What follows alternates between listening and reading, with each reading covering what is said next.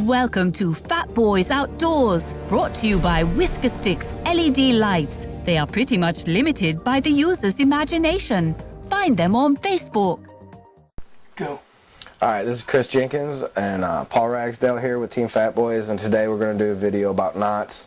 And I'm just going to start where it kind of started for me. And this is the first knot I learned when I was a little boy. I call it my everything knot. I use it for pretty much everything. I believe it's called an improved clinch knot. You just run it through,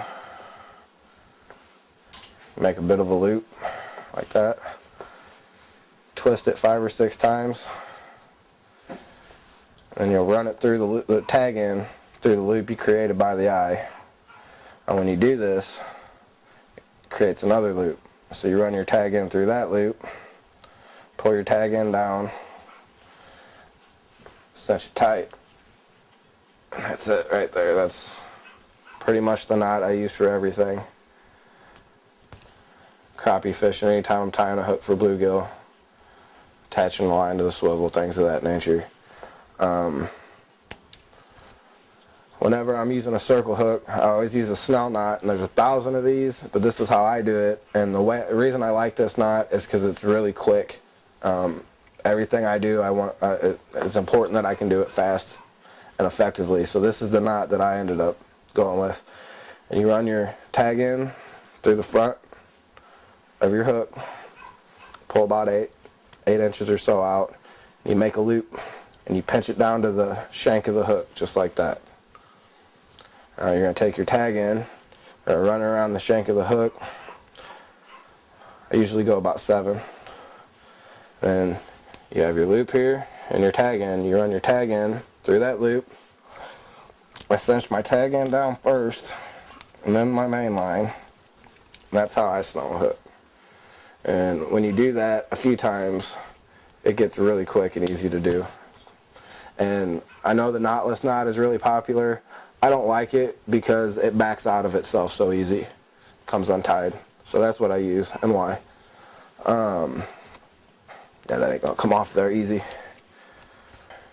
Why is it? The surgeon's loop, the one I use for weights. Okay.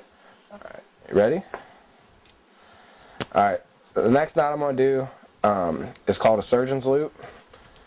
And the main reason I tie this knot is to put sinkers on quick and easy. Now all it is, it's extremely simple. It's just a loop. You run it around your finger twice. That's what you're left with. You run that through there and you cinch it down. It's that simple. Now, I don't think I tied it big enough to show you guys, but I'm going to try. Now the reason I tie this knot is because it's quick and easy to get sinker on and off. I don't need sinker slides or swivels or anything like that.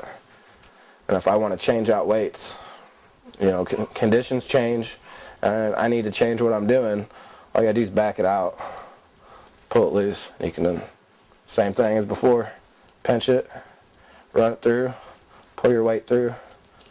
That's it.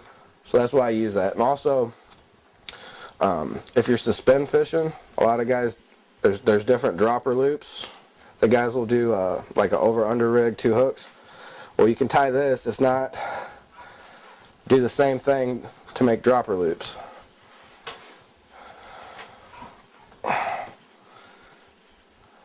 Take it, wrap it twice,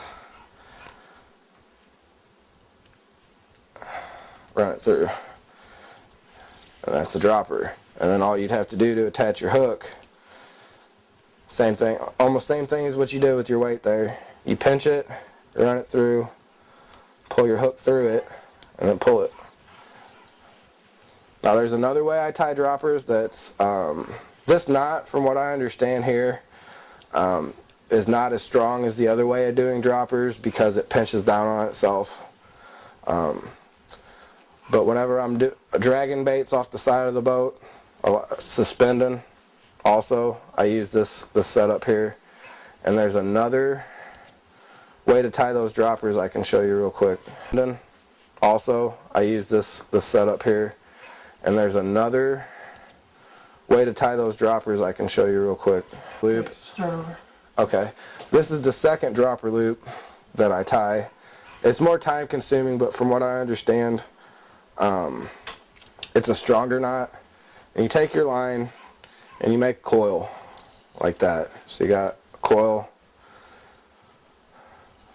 a loop about as big as what you want your loop to end up. So you got your tag end, your main line, and this loop here. This is probably going to be a tough one to get.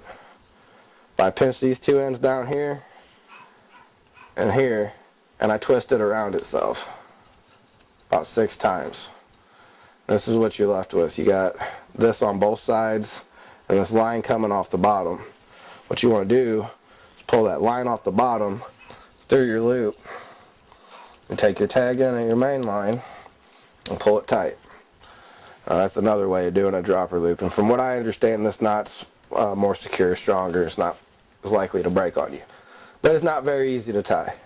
So this is the Palomar knot. I do not tie it a lot, but whenever I'm attaching braid to my swivel usually is when I'll do it. And you just take your line, fold it. That's all it is. And you run it through. You make a loop. Just a simple overhand knot. And this is what you're left with. And you want to take your loop from your tag in here. All you do, pull your swivel through it, and then cinch it. I cinch the main line first, usually. And that's a Palomar knot. Now the only time I really ever use this knot is, that's some tough stuff. Yeah, the only time I ever really use this knot is when I'm attaching braid to something. Really simple, strong, quick.